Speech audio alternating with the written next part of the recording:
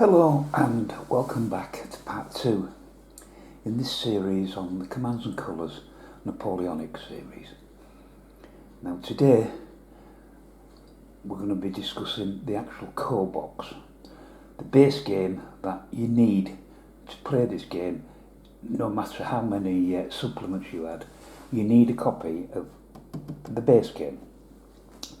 Now this base game comes with all blocks, all the terrain pieces, the rules, the scenario book, the rules of play, the dice, everything. Everything you need to play every scenario is in this base set.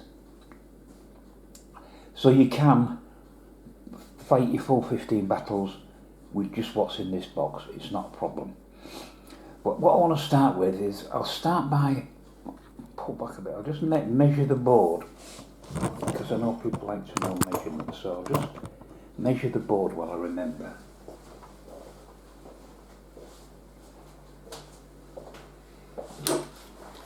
It is, from side to side, 30 inches, which is 76 centimetres. From bottom to top, it is 20 inches, which is about 51 centimetres. The actual excuse me, the actual hexes on the board: 1, 2, 3, 4, 5, 6, 7, 8, 9, 10, 11, 12, 13 across, or 12 depending on which rule, 13 or 12 across, and down 1, 2, 3, 4, 5, 6, 7, 8, 9 hexes down, so 13 by 9 hexes. Now I'll just move the box off a bit. This is the Commands and Colours Napoleonics rules of play. You're going to use this for not only the base game, but any other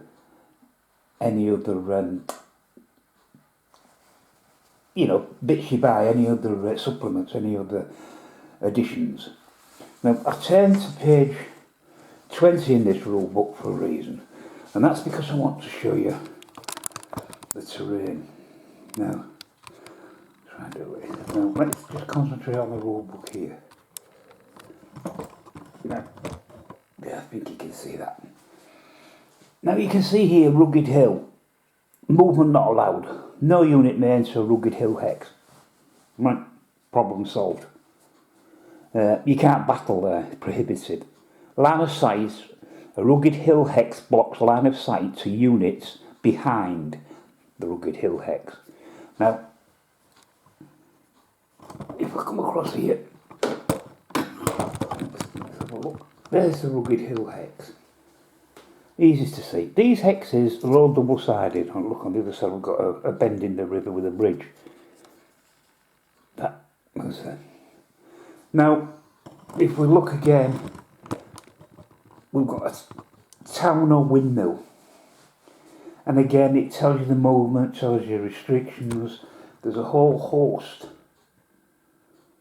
of things that you need to know about when you do that. And believe me, you soon pick them up. It's very easy. You soon pick up the different terrain hexes and what effect they have on your units. So there's a few of these in here, and I'm going to show you the actual hexes so you can get a better idea. At the top, we'll start with the rivers. Come out just a little bit.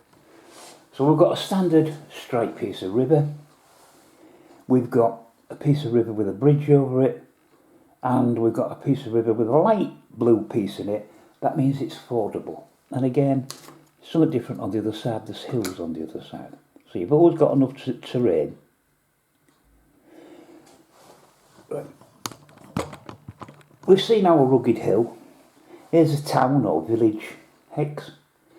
Here is a windmill, so presumably this is a farmstead, and there's the windmill. Down here we've got two types of fortification or breastworks. This is in a field, a three-sided breastwork, which is going to give some aid to the defender. This one's on a hill, so you've got a breastworks on a hill. Next we'll move across. Up here, again, we've got a hill hex. Next to it we've got a trees, it could be a forest, it could be a wood, whatever. And finally, in this, well, it's not final, but that is a sand quarry.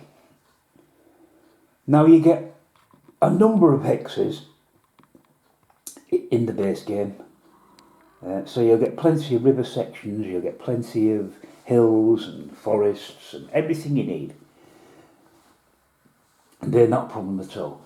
So what I'll do next is, now we've seen the hexes, we've seen the map, we've seen what that is, I shall come back, I shall show you the dice and the blocks. I think that's what the next thing to look at. So I'll be back in a moment.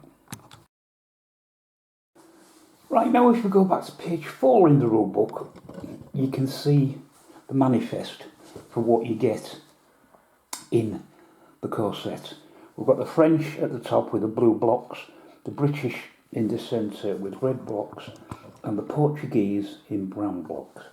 Now, it tells you how many of each you get, how many blocks, and how many units that represents. So I'll read that out, but I want to show you the actual blocks rather than a picture. So let me try and get in as best as I can. Right, we'll go to some units there. I think you can see that okay. Right. The line infantry, you get a total of 40 blocks, and they're made up of units of 4 blocks. So straight away you can see in this game, the base game, you've got 10 units of line infantry. Next to them, we have the light infantry, 20 blocks. That's 5 units, again 4 to a block. Doesn't always work like that, but most times it does for infantry. Now we'll move across a little bit more. Let's take the next two. We've got grenadier infantry, and you can see, oh, hopefully can I get in a bit closer? No, not too bad. Actually I didn't show you that on the last one. You see the light infantry there? Do you see the bugle in the top right hand corner? You know, like the light infantry. So you can glance quickly at it and see that bugle, you know it's a light infantry unit of some description. Here, again, we've got the light infantry symbol up on the top left on this one, but we've got a grenadier, we've got, you know, the flaming grenade icon on the top right there. So the grenadier infantry, you get 1 unit, just 4 blocks in the base game. The young guard infantry, you just get, again, 1 unit, 4 blocks. Actually, that isn't young guard, is it? Yes it is, yes, young guard. Right, old guard, come across. Old guard, you see the grenadier mark, you get 1 unit again of 4 blocks. So these are elite troops. You know, you're not going to get many of these. Then we've got militia, we get 8 blocks, we get 2 units of them, 4 again. Next across we have got a general, and we get 4 leaders or generals, total of 4 blocks. Moving across to the cavalry. Right. We've got light cavalry. You get 3 units of 12 blocks, so there's 4 to a unit, you get 12 blocks altogether. The heavy cuirassier cavalry, you get 2 units, 8 blocks in total, and you can see the cuirassier helmet to show heavies at the top left there. Next to them, we've got more heavies. We've got your standard, you've got your standard heavy cavalry, heavy cuirassier, no, where am I? I'm here. Your heavy cavalry, this is like your dragoons, that type of thing. And with them, there's 2 units of 8 blocks. Then we've got 1 unit of guard heavy cavalry, and again another elite unit, but the heavies. And finally, we come down to the artillery. If I can get there. Right, let's have a look. Let's come back out a bit. I think that's okay. I think you can see that okay. Right. We have got horse artillery. You get 2 units, 6 blocks. An artillery unit consists of 3 blocks as opposed to 4 with infantry. You can also see on there, there's an icon of a horse's head. So you can see straight away that's horse artillery.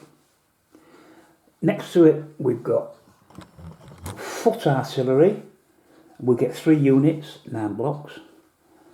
And finally for the French, we get a guard foot artillery. Again, 1 unit of 3 blocks. So that's quite some force you've got to pick from. So you've got enough there for every scenario in the book. Enough units. Now you probably also noticed that the infantry have a blue bar at the bottom with the writing in. Blue bar. The cavalry have a yellow bar. And the artillery have a red bar. And of course you can see nationality because by the blocks, you know the hoiking great blue blocks, you know the French. So that's easy to sort out. Right, what I'll do is I'll put them to one side and then we'll get the British out and have a look what they've got. Back shortly. Right, we now move on to the British.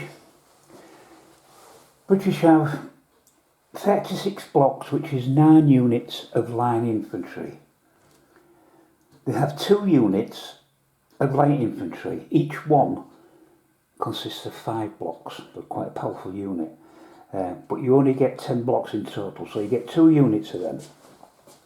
Again, you can see the light artillery, light infantry hunting horn there on the corner. Move across. We've got rifle light infantry. You only get 2 units and you get a total of 6 blocks. We're looking at Sharps rifles basically there. Next to them we've got grenadier infantry. Again, you just get 1 unit of 4 blocks. Here we have a guard grenadier infantry. You get 2 units, a total of 10 blocks, and we get 3 leaders.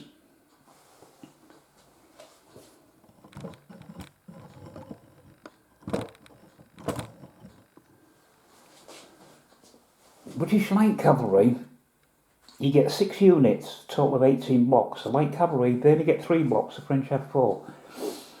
They obviously don't consider British cavalry was anywhere near as good as French cavalry, and it probably wasn't, to be fair. And then we've got heavy cavalry, you get 4 units of that. Hang on, 4 units of that, 12 blocks. Oh well. The heavy cavalry also, I've got 4 blocks in pictured there. There should actually just be 3. The reason I've got extras because I've got other sets. But yeah, you've got, so the British heavy cavalry, I think a lot of that's to do with them being so impetuous. They were hard to control. Once they got them on the battlefield, they went off and did their own thing. Stuck the orders, we'll do as we please. Typical flash cavalrymen. Then we go across. We've got guard heavy cavalry. You only get 1 unit, 3 blocks. Then you get horse artillery. You get 2 units with 6 blocks. And finally here we've got foot artillery. And foot artillery, we get 3 units, a total of 9 blocks. Now if we come down to the Portuguese, there we go. Get the camera right.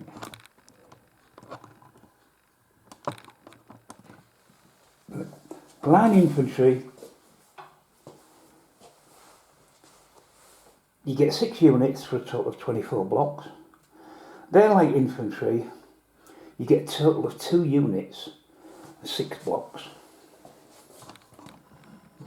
Oh.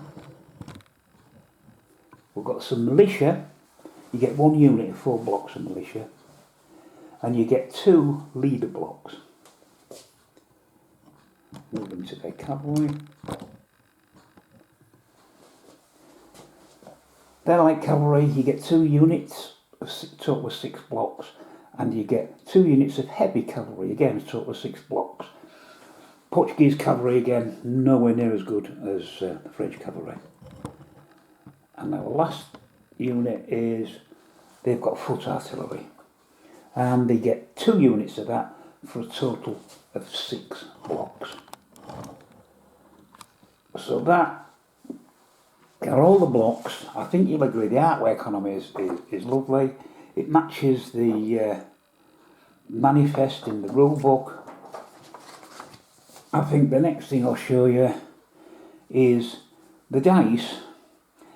And although I didn't really want to show how battle works, I'm just going to show, just to demonstrate the dice, a small little skirmish, just to show how the dice and a part of combat works. So I'll be back and to do that. Right, back again. Right, the dice that come with this game actually come blank, and once again you have to put stickers on. Now, a lot of people dislike this because of the stickers. In the base game there are 340 unit blocks, and each one has 2 stickers. So that's 680. Then you add the stickers for the dice, you're talking over 700 stickers. Now, a lot of people find that onerous and they just don't want to do that. Personally, I found it quite relaxing and therapeutic. I just slapped on a podcast or a talking book and away I went. And to be honest, once you get into a rhythm and a routine, it's amazing how quick the sticker up. But here are the dice. 6-sided dice, and each dice has 2 faces with an infantry symbol in blue, a yellow cavalry symbol, a red artillery symbol, a cross sabres, and a flag. When you roll a dice, if you're attacking an infantry unit, if it's ranged combat, i.e. more than a square, if it's artillery or infantry firing muskets, you're firing against infantry, obviously you want the blue ones. If you're firing against cavalry, you want yellow, and so on. You get a total of 8 dice in the game, and they're the faces. Now here, I'll just show you a brief, I don't want to go into it in great detail, but I'll just show you a brief battle, a bit of a skirmish. Now here, we've got, let's put British there so you can see. We've got a position where we've got 3 French line units there, and we've got a British unit here. He's just moved on into this area, so and he can now, because he's in an adjacent hex to this French unit here, he can't engage in ranged melee. He can't fire his musket, which, to be honest, is an advantage to the British because they roll an extra dice in range combat. In melee combat, the French roll an extra dice. I'll show you that when we come to the cards. But for now, so these 2 units are going to fight. Now, line infantry, they will roll 4 dice, 1 for each block. If it had been reduced to 2 blocks in a previous engagement, he would only roll 2. But for now, he's rolling 4. So let's see what we can roll. Right. Okay, it's melee combat. He's rolled 2 cavalry. They're useless. But the soldier and the cross sabres means he has scored 2 hits and 2 blocks are removed. Now, he hasn't completely wiped that unit out. Had he rolled one of them dice, had he rolled a flag, because that unit has 2 units adjacent to it, it's classed as supported, and it could ignore that flag. If there wasn't 2 units, he would have had to pull back, and then he wouldn't get to battle back. But in this occasion, he was supported, and he battled back, nobody rolled a flag. Now, he's down to 2 blocks, sorry. which means 2 dice. But he also gets an extra dice because it's French land infantry in melee. So now he gets to battle back. So let's see what he rolls. Right, we've rolled a flag, 2 flags, and a sabre. So the sabre removes 1 British block, and the 2 flags is not supported. He doesn't have an officer with him. An officer, if he's attached, you can ignore one of the flags. So he's going to go back 1, 2. So yeah, the French took a pasting, but they dished out some casualties of their own, and forced the British back. So that British attack, that bayonet attack, was unsuccessful. So that's just a brief, very brief. You'll see more when we do battles, but that's nearly combat. Because a lot of people mention the fact that, well, not a lot of people, somebody mentioned the fact that they don't like the system because only one side gets to fight, the other side doesn't. Well, that's not strictly true. In melee combat, they do. Had it been range combat, i.e. the 1-2 away, the attacking unit, in this case the British, or if it had been the French firing at them, they get to fire, but the other side doesn't get to fire back, which is what I think the person means, and they didn't like that. But you only get to fire when your unit's been activated. If the French want to fire, it's up to their commander to activate that unit so that they can pour fire in there. It's, it swings and roundabouts. You've got the cards, you're controlling it, and that's the way it goes. So that's a little bit of combat. We're showing you the dice, we're showing you the blocks. I'll start to show you now some of the other bits and pieces. I think we'll look at the scenario book next, and then I'll show you some of the other bits and pieces. Right, it probably makes more sense to start with the rules of play. A nice little booklet, colour cover. It's 24 pages in length. It describes the board, shows you the blocks, which blocks you use for which type of unit. Mentions what we mentioned down here about the special units identification, the dice. These cards are, well, I'll show you one. You see me doing it later. Is this. Basically, when a unit goes into square, and well, these are British ones, but you would have the square token on there. And when a unit goes into square, one of these cards, you have, depending on the scenario, you have a number of these cards in your hand. Your opponent, at random, would take one of your cards, place it on there, and then this square marker would go to the troops who had got into square if they were facing a cavalry attack. What that does is, if you've only got 6 cards in your hand, and you suddenly lose one, you're down to, you've got 5 choices in your next turn instead of 6. And that card stays on there until that unit comes out of square. So that's what that is. So that's briefly explain that while we've got it. And you saw the square counters. Victory markers, where are they? I've got one of them somewhere here. What have we done with it? There we are. Your victory flags. It's Union Jack one side, flip it over, and you've got the French tricolour. And so when you destroy a unit or you capture a particular part of the battlefield that's a target, you will claim a victory flag, a victory banner, and depending which way up. And there's a pile of these, so plenty enough for all the scenarios. So that explains them, kind of. There's our manifesto for all the blocks that we're talking about. Objects of the game, the turn sequence, play of cards, the blocks, moving leaders, units, etc. The usual standard fare. If you're used to commands and colours, it's not difficult. It's not rocket science. They use on the dice, whatever, the movement, range in hexes for different things and why.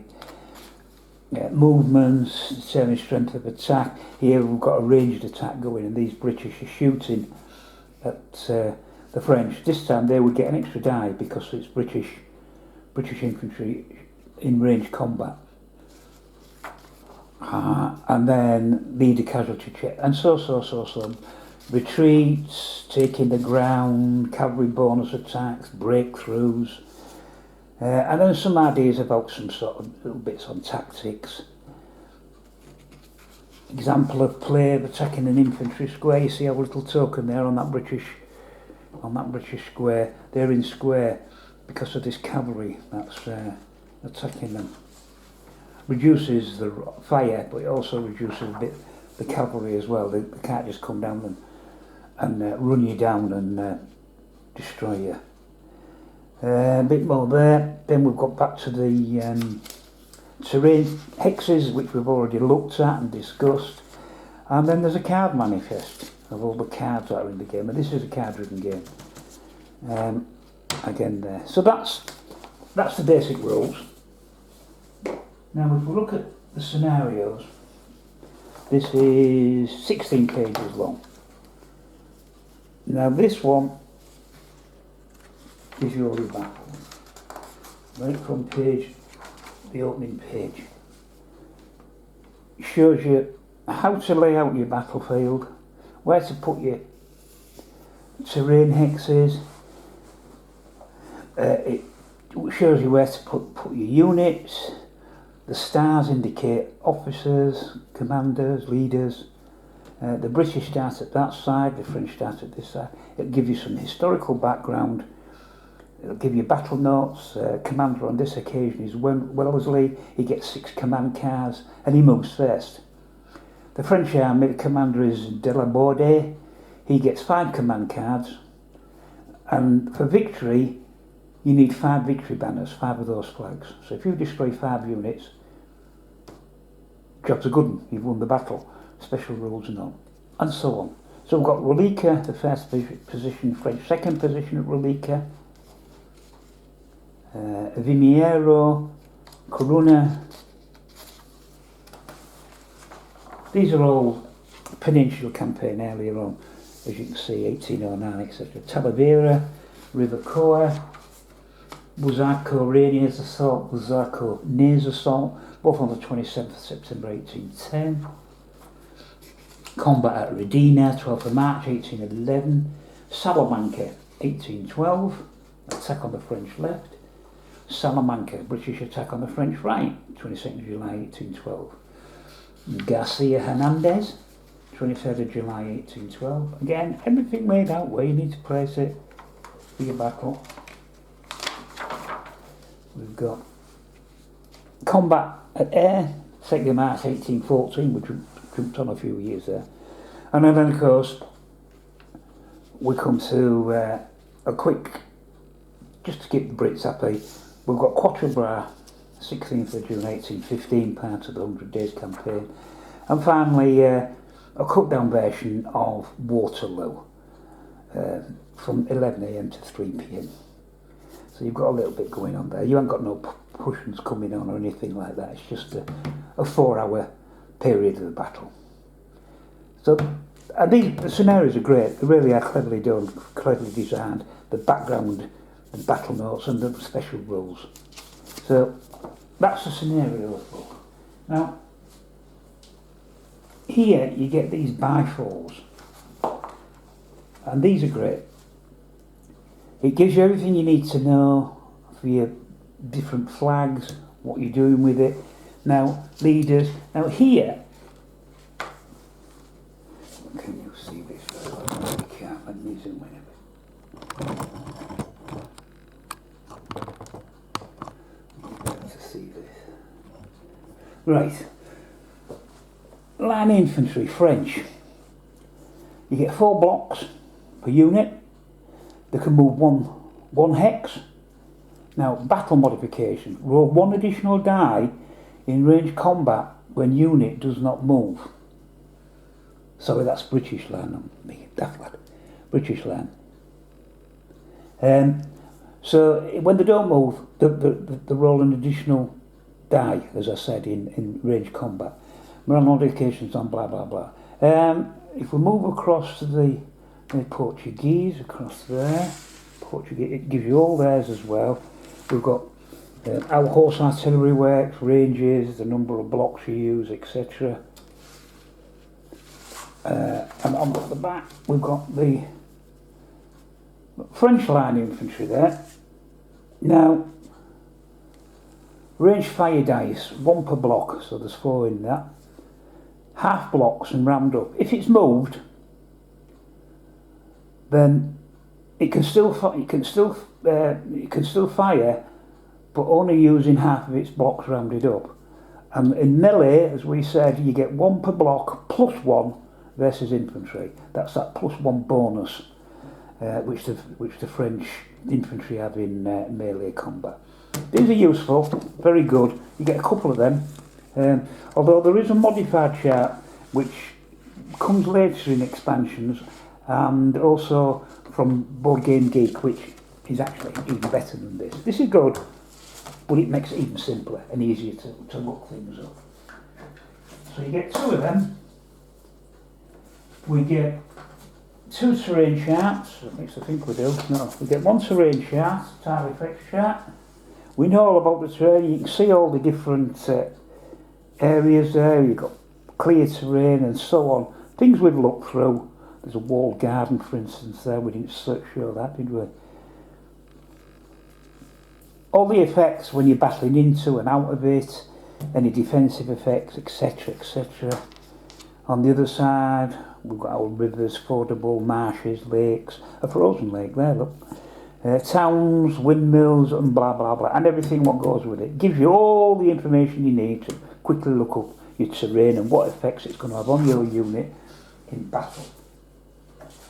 And the last of the paperwork, before we get to the cards, is, well, that's the same thing, isn't it, yeah, is a card manifest. And it shows you all the cards, tells you what everything is. For instance, on these cards, a bicone. Bicone hat indicates that an attached leader may be ordered to detach unless attached to a unit in square. Obviously, if he's in a square, he's in the middle, he can't just wander off when he feels like it. An arrow with a number indicates the section that can be ordered, and an arrow with cards indicates the number of units you can use depending on how many cards you've got in your hand. And we've got them on the back as well. And so that brings me finally to the cards.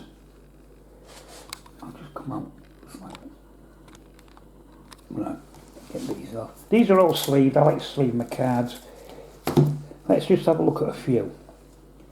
This one is forward. Issue an order to 2 units or leaders in each section. I may have to mention sections, did I? Let's just come back out a bit. The board, I don't know if you can see it, but there's a dotted line down there. There's a dotted line there. So you've got left, centre, right, or right, centre, left, depending on which side of the table you are. So this card is going to let you issue orders to 2 units or leaders in each section, so left, right and centre.